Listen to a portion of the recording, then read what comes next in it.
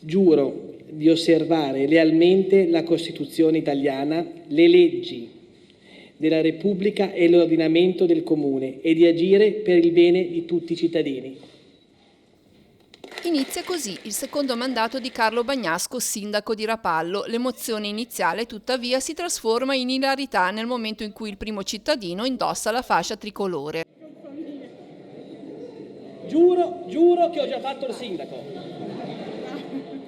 Grazie. Carlo Bagnasco torna in consiglio comunale forte del 78,04% dei voti ottenuti al primo turno delle elezioni 2019, che visibilmente si traduce in 2 ali della sala consigliare occupate da consiglieri di maggioranza e la minoranza relegata a 2 seggi.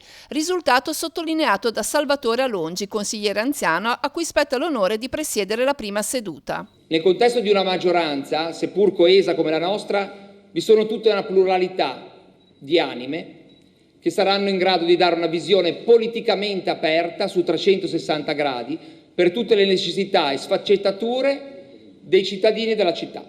Smorza i toni la minoranza del PD rappresentata da Mauro Mere, il quale rammenta che poco più della metà dei rapallesi si è recata alle urne e annuncia un'opposizione attenta.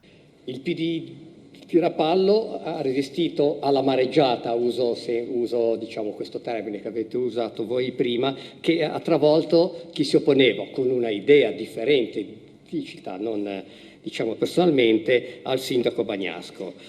Ha resistito e sarà qui per portare avanti le istanze dei cittadini, anche quelli o delle altre forze che non sono in consiglio comunale. Analogo impegno viene annunciato anche dalla new entry Isabella De Benedetti, capogruppo del Movimento 5 Stelle. Opposizione che voglio precisare sin d'ora che sarà non come una mera e a prioristica critica, ma bensì, se ve ne saranno i presupposti, una opposizione costruttiva e propositiva. Il sindaco da parte sua esalta il lavoro di squadra del primo quinquennio e rinnova l'impegno per il secondo mandato.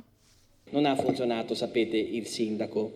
Ha funzionato, l'ho sempre detto, ha funzionato una squadra che mi ha portato ad avere l'80%, quasi l'80% dei consensi. Una squadra che io ritengo veramente efficiente, capace, che ha buttato il cuore al di là dell'ostacolo.